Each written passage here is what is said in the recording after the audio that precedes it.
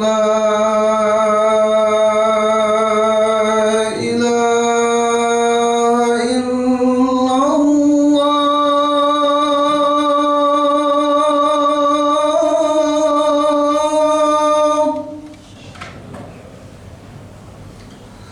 أشهد أن لا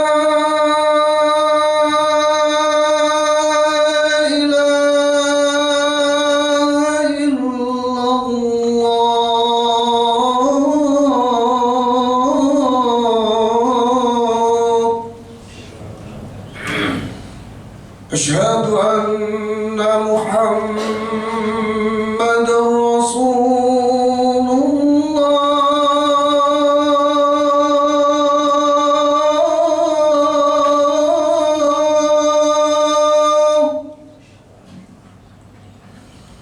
أشهد أن محمد رسول الله.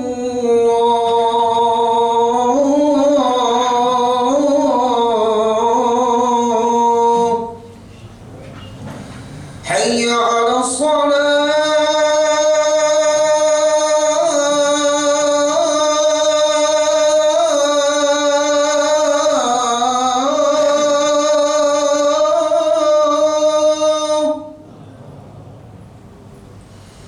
حي على الصلاة.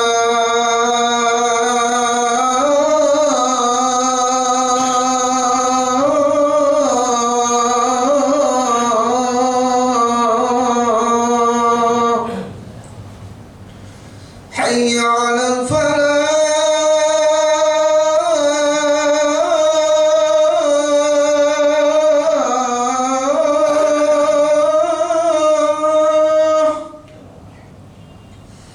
حي على الفلاح.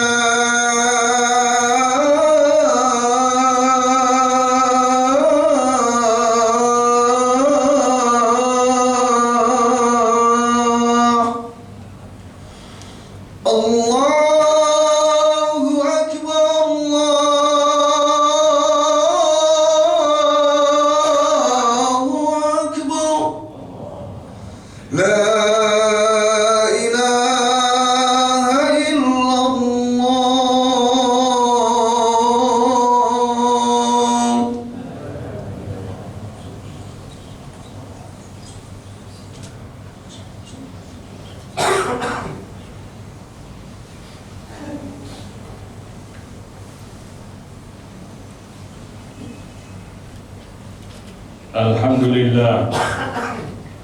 الحمد لله حمدا كثيرا كما أمر، وأشهد أن لا إله إلا الله وحده لا شريك له إرغاما لمن جحد به وكفر، وأشهد أن سيدنا محمدا عبده ورسوله سيد الخلائق والبشر الشفيع المشفع في المحشر، صلى الله عليه وعلى آله وأصحابه وأتباعه ما اتصلت عين بالنظر وسمعت أذن بخبر. أما بعد، فيا أيها الحاضرون رحمكم الله، أوصيكم ونفسي بتقوى الله فقد فاز المتقون. فقد قال الله تعالى آمرا بالتقوى والاستعداد للحياة بعد الموت بالتقوى والعمل الصالح.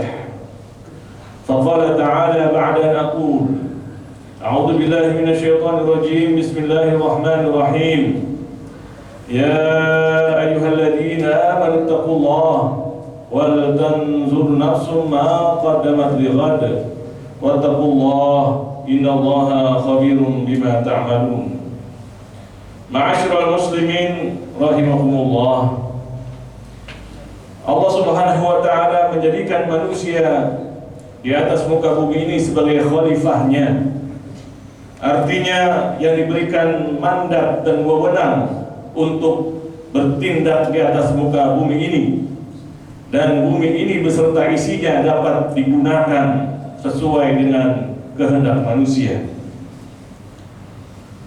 Allah Subhanahu wa ta'ala ketika menyampaikan program penciptaan manusia sebagai khalifahnya di atas muka bumi, Maka para malaikat yang mengetahui karakter, sifat-sifat dasar makhluk yang bernama manusia, dia akan berkecenderungan untuk membuat kerusakan.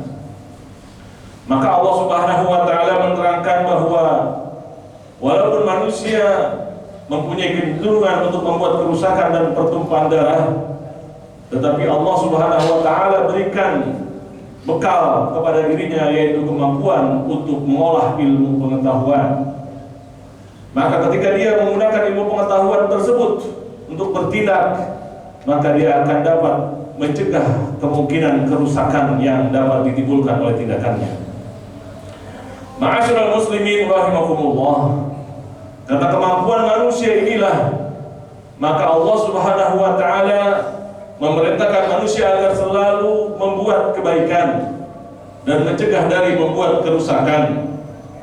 Ketika gunung-gunung, lautan, dan hamparan tanah tidak bisa dipertanggungjawabkan atau dimintakan pertanggungjawabannya, karena mereka bukanlah makhluk-makhluk yang mempunyai kehendak dan kekuatan untuk mengubah, maka manusialah yang dipinta oleh Allah dan dituntut untuk selalu bertindak melakukan kebaikan dan mencegah dari keburukan, karena Allah telah berikan kepadanya kemampuan untuk melakukan tersebut. Maka kita baca di dalam surah Al-Qasas, Allah mengaitkan kebahagiaannya di dunia dan akhirat adalah ketika dia melakukan kebaikan, kemudian dia tidak membuat kerusakan di atas muka bumi.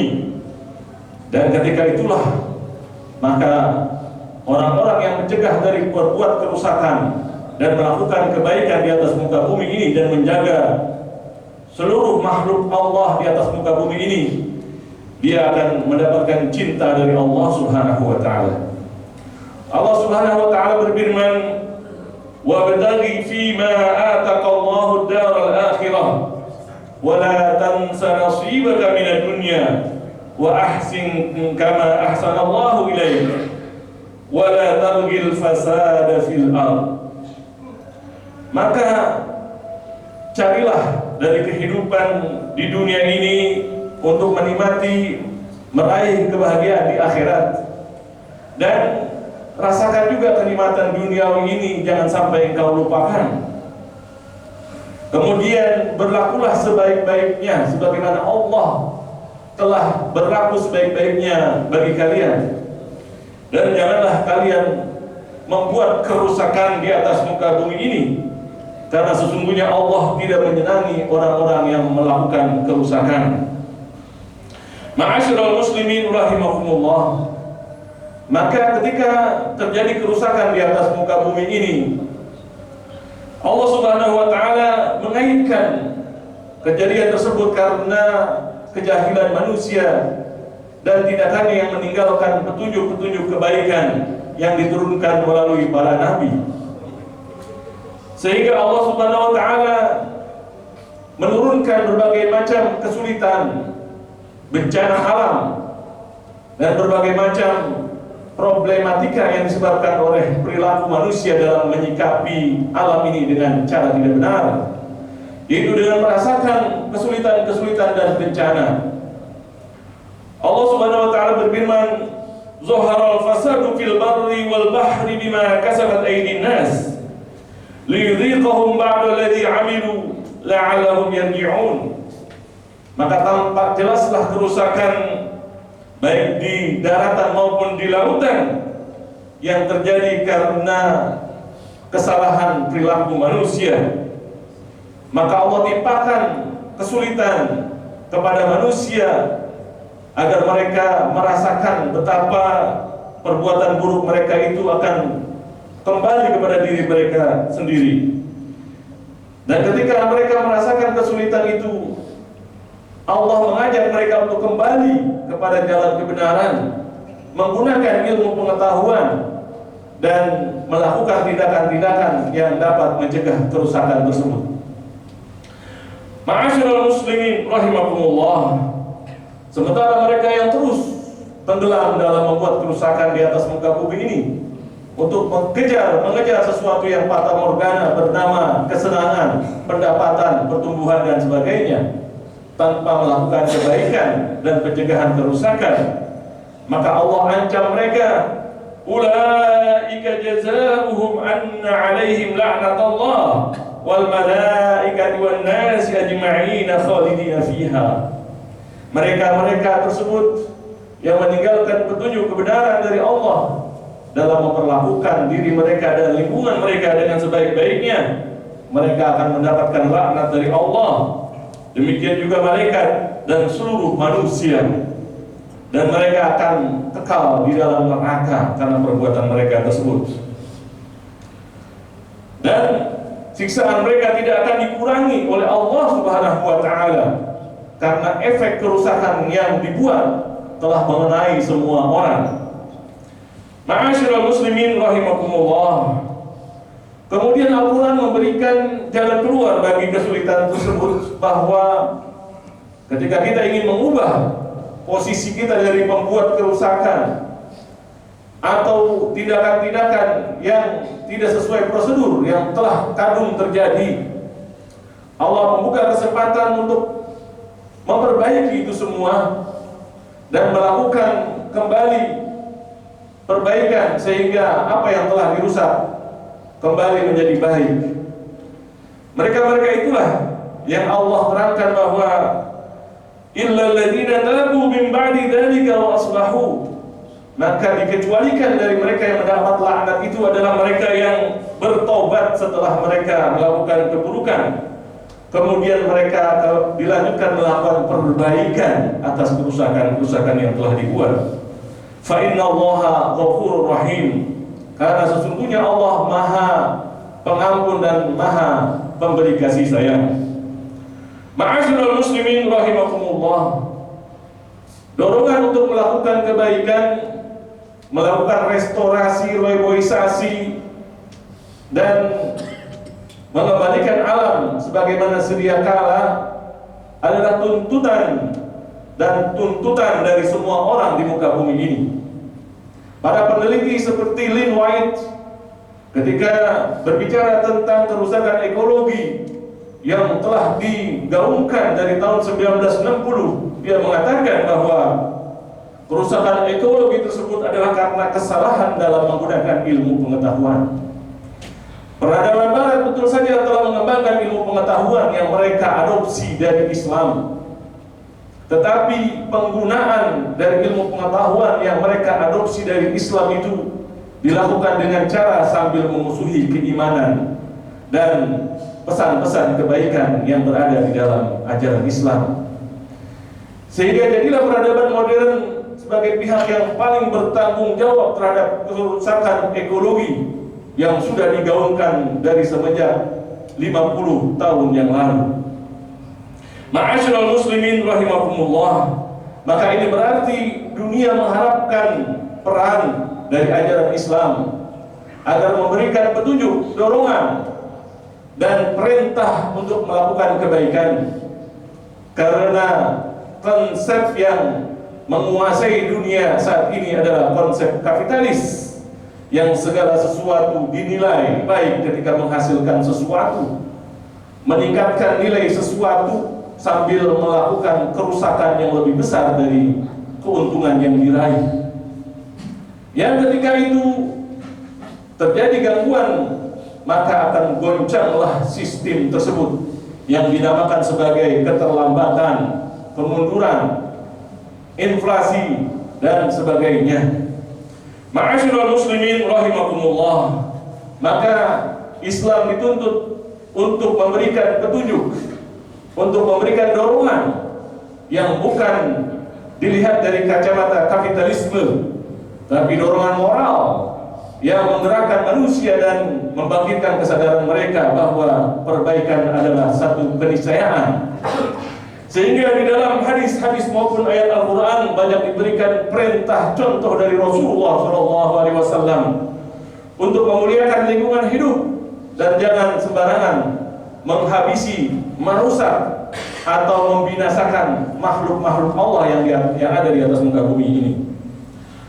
Rasulullah SAW memerintahkan kita pertama adalah agar menggunakan sumber daya alam ini secara cermat, secara seimbang tanpa menciptakan kerusakan. Kita gunakan sekadar untuk mewujudkan kebaikan manusia, bukan untuk senang-senang atau untuk mengejar hawa nafsu berupa tambahan kekayaan yang tak terhingga. Maka kita diperintahkan untuk kulu washrabu, makan dan minumlah apa yang ada di atas muka bumi ini. Wala tusrifu, tetapi jangan berlebihan. Yang ini tentu akan bertentangan dengan konsep kapitalisme, yaitu bahwa konsumsi yang makin meningkat adalah kebaikan. Maka Islam mengajarkan bahwa israf, berlebihan, itulah keburukan yang akan menghasilkan limbah, sampah yang akan mengubur manusia dalam bencana alam. Ma'asyiral muslimin rahimakumullah, Allah juga memerintahkan kita agar melakukan perbaikan apa yang telah dirusak, digali, diambil saripatinya dari dalam muka bumi ini. Maka kita harus bertanggung jawab agar mengembalikan itu semua di atas permukaan tanah yang telah kita gali agar dikembalikan seperti sedia kala, sehingga bisa dimanfaatkan dan di tempat itu timbul kembali kehidupan sebagaimana yang terjadi sebelumnya. Ma'asyiral muslimin rahimakumullah, Rasulullah SAW juga memerintahkan kita menjaga habitat satwa. Ketika ada seseorang yang ingin membakar semut dengan sarang-sarangnya, maka Rasulullah melarangnya bahwa semut itu adalah satu kaum dan kalian tidak boleh membunuh kaumnya. Kalian hanya boleh membunuh yang menyakiti kalian saja. Kemudian juga ada seorang yang sedang berbicara sambil menunggangi kudanya, maka Rasulullah menegurnya agar jangan jadikan kuda kalian sebagai tempat duduk untuk bincang-bincang. Gunakanlah untuk berkendaraan, bukan untuk kalian